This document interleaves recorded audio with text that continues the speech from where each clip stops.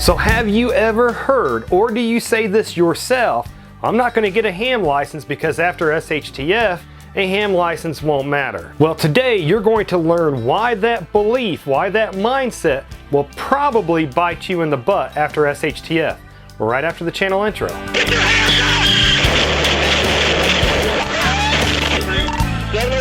fired! Shots fired! All right, real fast, let's see if this description fits you or another prepper that you know.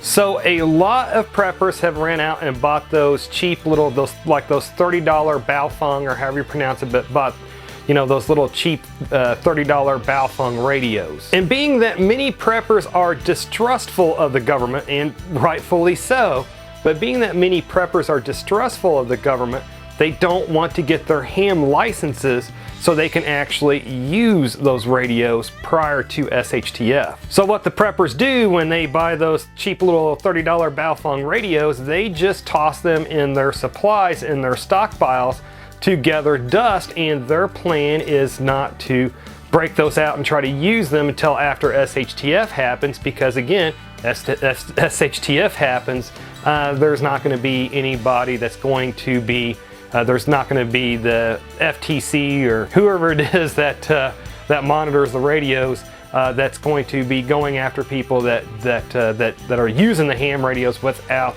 their licenses. Now, their statement that a ham license won't matter after SHTF is probably pretty true, because I don't think the government really goes after people now that use ham radios without their licenses. I think it really depends on if a person is doing it quite a bit or what they're broadcasting when they do actually broadcast.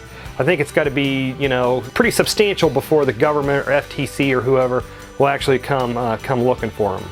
But this is very important here, and that's something that we got to know, or that you need to know, if this is, or the other prepper in your life needs to know this, if they've got their ham radio and don't have their license and don't practice with it, is that the ham community does a very good job at policing itself. And you'll actually learn why that is very important here in a few moments.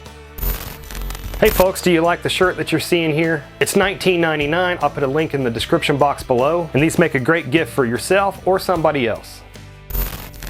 But here's the main point of this video.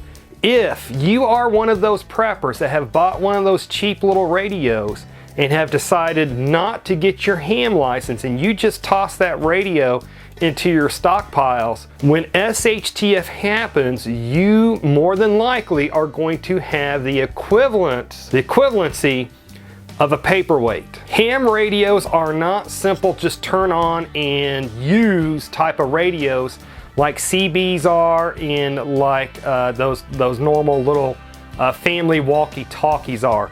These things have to be programmed before you can even use them. You need to know where your local repeaters are. You also need to know how to program those repeaters into your ham radio. Again, you cannot just take one of these things out of the box and turn it on and start using it. So let's just take a really super fast look at how ham radios actually work. And I mean super fast and super simple for brevity purposes. And please excuse my very generic computer drawing here. And real quick, for disclaimer purposes, while I do have my ham license, I am no ham expert. I'm going to be using super basic simple terms here for you, so you ham gurus out there, please don't have a stroke and stroke out while you're typing a comment down there about how dumb I am. But basically, when you use your ham radio, when you pick it up, when you key it up and you talk in there, your broadcast is being sent to a repeater that's in your local area, and that repeater is usually up pretty high. And then your repeater takes your broadcast and then it broadcasts it so that other ham radios in that area can receive and hear your broadcast. And then when that person hears your broadcast, they talk into their ham radio, their broadcast goes back to that repeater, which then extends it. That repeater then gets their broadcast and then sends it where your radio receives it, and then you can hear their broadcast back and forth, etc. But it's not actually quite that simple. That's the basic way it works, but it's not exactly that simple. The thing is with these is you have to practice with these. You have to test these out. A quick story about me. When I first got my ham license, I got one of these ham radios. Being that how I use a police radio every day on my job for the past 18 years now, I know there's going to be some kind of radio etiquette that would be used. So for the first couple weeks, I did not key up. I would just turn my radio on and I would listen to the radio traffic on there, just picking up what the experienced ham users, the etiquette that they were using. Finally, after a couple of weeks, I keyed up, and all that time, everybody that was talking, that I could hear talking on the ham radio, I could hear them crystal clear. When I keyed up to talk to them, they were having a hard time making out what I was saying. So what I learned there was, while I could hear what they were saying, they could not hear what I was saying. Now, those guys were excellent. They gave me tips on better antennas that I could get and other things that I could do so I could broadcast instead of just hearing them. Now, where that's super important was that taught me that I needed to train or practice with this radio. I couldn't just get it out. I just couldn't just program it and just listen to it. I needed actually to ensure that I was getting out, because again, where that's important at is, what if I was on a detail on the protection of the community and I'm out and there's some kind of a danger that's approaching the community? If I would not have practiced with this thing, the security detail back at my community would not hear what I was saying. All they would hear would be a bunch of garbled static. So I would be thinking I was warning them of this approaching danger. In reality, they're not hearing nothing. Or if I was out and I needed help, some kind of danger befell me, I got injured or something like that, and I'm yelling for help on my radio, my community's not going to hear me. They're not going to know to send help. So if you think you're going to get your radio, and even if you are technically, you got some technical knowledge, and you do at least program this, and you do at least learn where your repeaters are going to be at in your local area and also at your bug out location, you still need to be able to ensure that you are getting out, that other people can understand you when you key up on this thing.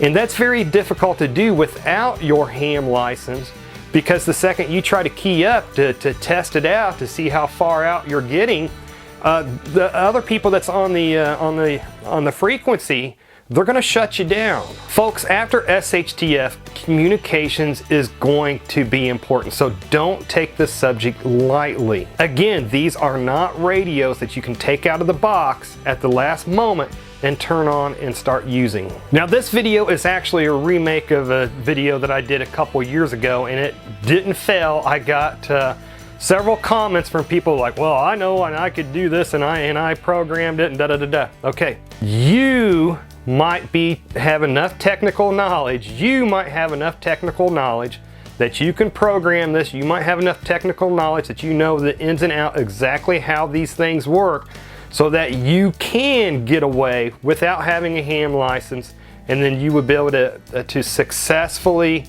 use these radios after SHTF. But just realize, you are not the norm.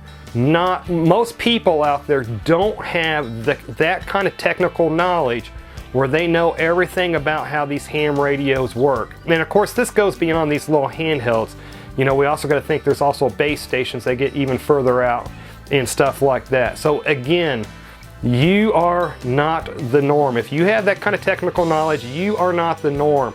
This video is for the average prepper that's out there. And another important topic that I think a lot of preppers forget about, and actually a subscriber to this channel actually brought this up to me in the past, so I cannot take credit for this. This actually goes to that subscriber. But he brought up, and it's a very super valid point that a lot of us forget about, is that these repeaters that it takes for these to work for the longer distances, which is why preppers love these ham radios so much, But those repeaters take energy to, from my understanding, those repeaters take energy to operate. So when the grid goes down, those repeaters are going to shut down. Now, most of those repeaters have backup generators on them, which takes fuel. So if the grid goes down, the electricity goes out, those repeaters go down. If SHTF happens like that, is that person that's responsible for the maintenance of that repeater, are they going to put that fuel in there and are they going to run that generator so that repeater runs longer?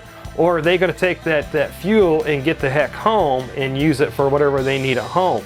That's something for us to think about. So if ham radios are a serious part of your preps, I think something that we need to start thinking about is actually solar powered repeaters. Now, for you folks that are afraid to get your ham license because you think the government will use that as a list to go and round up all the people with ham radio licenses out in the United States after SHTF, I really don't think that is a well-founded concern or a fear. I think there's like 750,000 people with ham licenses. I think it's like 750,000 people or something like that. There's just too many people for the government to go and round up. Now you can say, well, in the World War II they rounded up 3 million Jews. Yes, okay. But you got to think that after SHTF there's going to be a lot of anti-government groups like the Red Brigade or whoever else that's like that's going to be looking to overthrow the government. You're going to have, rioting, looting. The last thing, I don't want to say the absolute last thing, but at very, very low on the list is going to be people with ham radio or ham licenses. Now, if you're broadcasting stuff about how to overthrow the government, broadcasting stuff like that over your ham radio, yes, they will then dig up your ham license, find your address, and come and pick you up. But if things get that bad, if you are still at your address that's listed on that ham license, you've got an issue. Not only do you have an issue of the government coming and picking you up, but then that means you also got an issue with your SHTF planning. Now, if you are still afraid to get your ham license because you're concerned the government will use that to come round you up, so you don't want to get your ham license, but you still want to practice with your ham radio, what I would suggest then is that you buddy up with another prepper that does have his ham license and that does know top to bottom about ham radios. That way you can actually get hands-on experience and really learn how these things work, and also make sure that your machinery, your radios will definitely work after SHTF. So what my personal belief is for 90% of us preppers out there that plan on using ham radios after SHTF, my personal belief is that you need to get your license so that you can actually practice and train with these, and that you know that you can effectively use these after SHTF. I personally think that you should Google or search the terms, study for the ham test, and then study for your technician's license, and then Google or search, find a ham test near me, and then go take your test, get your ham license again, so you can actually practice with these, train with these, make sure that you will be able to effectively use these after SHTF. Remember the examples I gave earlier. If I'm out on some detail, I get injured, I would be keying up. If this was when I first got my ham license, I'd be keying up and nobody would be able to hear or understand that I was calling for help and what my location was. And all preppers should know how to grow heirloom vegetables so that they can save those seeds from those vegetables, so they can use those saved seeds to plant their garden the following year, and year after that, and year after that. So to learn how to do that in just 4 minutes, then click on the video that should be appearing at the top of the screen just about now to learn more about that. And if you are ever forced to shoot a criminal in self-defense, many times it's not your actual shooting that gets you in trouble in legal hot water. Many times it's what your actions are and what you say after that shooting that ends up tripping you up. So to see a video about what not to do and what not to say after a self-defense shooting, then click on the video that should be appearing on the right side of the screen just about now. Anyways folks, if you made it this far, hey, thank you very much for watching, and I pray that you have a good night.